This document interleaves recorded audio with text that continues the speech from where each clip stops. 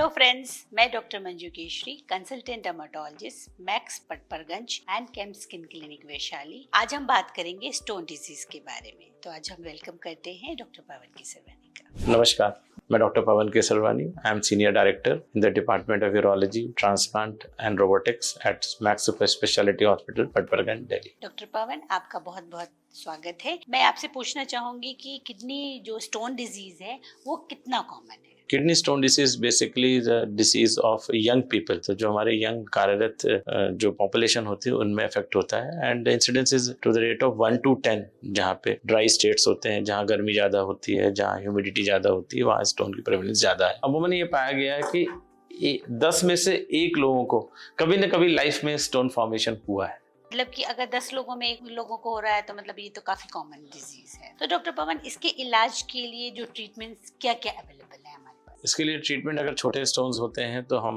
दवा देकर उसको निकालने की कोशिश करते हैं। स्टोन लेस देन 5 mm जो होते हैं वो कंजर्वेटिव मैनेजमेंट, जिसमें हम कुछ ऐसे मेडिसिन देते हैं जिससे यूरिन का प्रोडक्शन ज्यादा हो और जो यूरेटर होता है वो रिलैक्स हो, ताकि स्टोन निकलने में आसानी हो। 5 से 10 mm वाले स्टोन निकलते हैं, थोड़े मुश्किल से निकलते हैं। और 10 mm का स्टोन अगर ऊपर होता है, यूजुअली वो स्टोन अपने आप नहीं निकलते और उसके लिए हमें कुछ शल्य चिकित्सा करनी पड़ती है, जैसे हम एंडोस्कोपी करते हैं। पहली विधि है नीचे से पेशाब के रास्ते से दूरबीन डाल के, जिसे हम यूरेट्रोस्कोपी कहते हैं, स्टोन निकाल लेते हैं। और या फिर अगर किडनी में स्टोन्स होते हैं लेस देन 1 सेंटीमीटर, 1.5 सेंटीमीटर भी होते हैं, तो हम नीचे से दूरबीन डाल के पेशाब के रास्ते उसको हम लेजर से तोड़ के निकाल देते हैं। बट अगर स्टोन बर्डन ज्यादा होता है, जिसे मोर देन 2 सेंटीमीटर कहते हैं, तो उसके लिए हम पीठ में एक छोटा सा सुराख करते हैं, उसके रास्ते हम दूरबीन डाल के लेजर से तोड़ के पत्थर को निकाल देते हैं। इस पद्धति को कहते हैं PCNN। तो 3 पद्धतियां होती हैं जिससे हम स्टोन्स निकाल सकते हैं। एक तो यूरेट्रोस्कोपी, दूसरा RIRS जिससे हम किडनी का स्टोन्स तोड़, तीसरा है PCNN।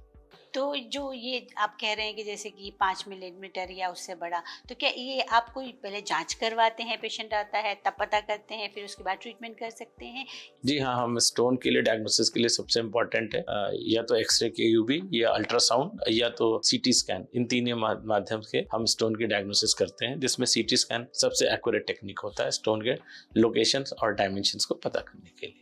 तो ये जैसे कि स्टोन डिजीज बहुत ही कॉमन है, तो लोग इससे क्या करें? क्या अपने में जो लाइफस्टाइल है, खाने में क्या बदलाव करें कि वो इससे बच सके? देखिए, stone disease is a recurrent disease. अगर एक बार आपको स्टोन हो चुका है तो दोबारा होने के चांसेस 7% पर ईयर होता है, यानी 5 साल में 1/3 पेशेंट्स को दोबारा स्टोन हो जाता है। उसके लिए prevention is very important. Prevention में सबसे पहले है कि पानी का इंटेक आप रेगुलर मेंटेन रखें। खासकर अगर आप ऐसी जगह रहते हैं जहाँ ह्यूमिड क्लाइमेट और गर्मी ज्यादा होती है, तो पानी का प्रयोग 3 लीटर पर डे एटलीस्ट करिए, सो दैट आपके स्टोन के इंसिडेंस, पानी का वॉल्यूम, यूरिन के वॉल्यूम बढ़ेगा, जिससे आपके स्टोन के इंसिडेंस कम होंगे। इसके अलावा कुछ सब्जियां हैं जैसे पालक, टमाटर, उड़द की दाल, ये सब चीजें खाने से स्टोन के इंसिडेंस और ज्यादा बढ़ता है। इसका सेवन कम करें। नॉन वेजिटेरियन डाइट जैसे red meat is one of the important reasons for stone formation. तो इन सब चीजों से अगर आप दूर रहते हैं तो स्टोन के इंसिडेंस कम हो जाते हैं।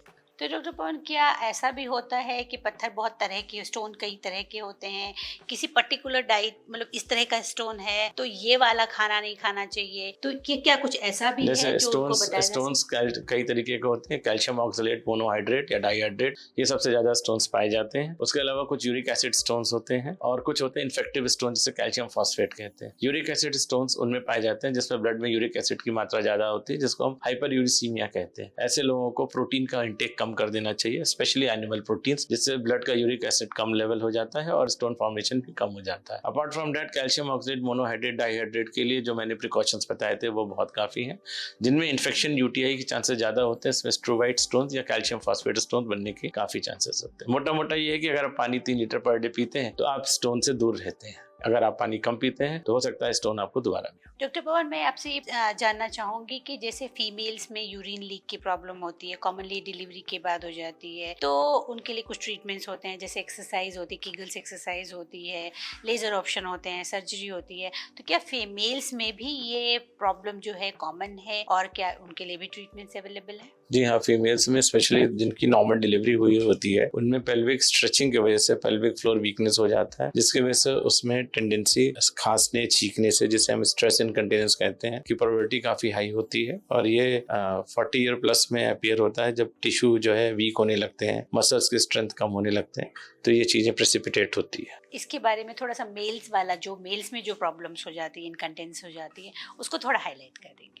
मेल्स में स्ट्रेस इनकंटिनेंस के चांसेस बहुत कम होते हैं, स्पेशली उनमें पाया जाता है जिनमें कोई सर्जरी हुई हो, स्पेशली एब्डोमिनोपेल्विक सर्जरी, कैंसर रेक्टम हो जिसमें एब्डोमेन से ऑर्गन्स को निकाला गया है, दूसरा प्रोस्टेट की सर्जरी हुई हो या तो दूरबीन से निकाला गया हो जिसको TURP कहते हैं, या फिर रेडिकल प्रोस्टेट किया गया है रोबोटिक के द्वारा या ओपन या लैप्रोस्कोपी। उनमें क्या होता है कि जो हमारे जो मसल्स होते हैं जो पेशाब को रोकते हैं वो कमजोर हो जाते हैं और उसके वजह से ये प्रॉब्लम लीकेज की बढ़ जाती है। का इलाज जो है कीगल एक्सरसाइजेस बहुत कॉमन है। कीगल एक्सरसाइजेस से हम पेल्विक टोन को बढ़ाते हैं, एक्सरसाइज करके उसके मसल्स को इनहांस करते हैं, उसके स्ट्रेंथ को इनहांस करते हैं, जिससे हम रोकने में कामयाब रहते हैं। अमूमन अगर माइल्ड टू मॉडरेट ग्रेड का होता है तो उससे कीगल एक्सरसाइज या कुछ योगा के पेल्विक फ्लोर एक्सरसाइजेस होते हैं करने से आराम मिल जाता है। इन केसेस में जिनमें आराम नहीं मिलता तो हम कुछ इलेक्ट्रोस्टिमुलेशन करके उन मसल्स को स्टिमुलेट करके उनको हम स्ट्रेंथ देते हैं, जैसे फैराडे स्टिमुलेशन हो गया, इलेक्ट्रॉनिक इम्पल्स स्टिमुलेशन हो गया। इससे देके हम उन मसल्स को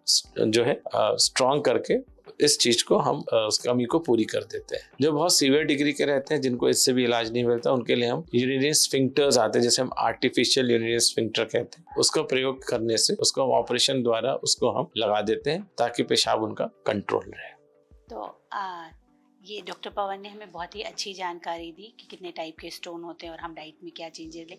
तो सबसे महत्वपूर्ण इन्होंने जो बात बताई है कि पानी का जो इनटेक है वो 3 लीटर से ज़्यादा होना चाहिए। तो थैंक यू डॉक्टर पवन, ये बहुत ही आपकी इम्पोर्टेंट जो आपने मैसेज दिया और जो सलाह दी, थैंक यू।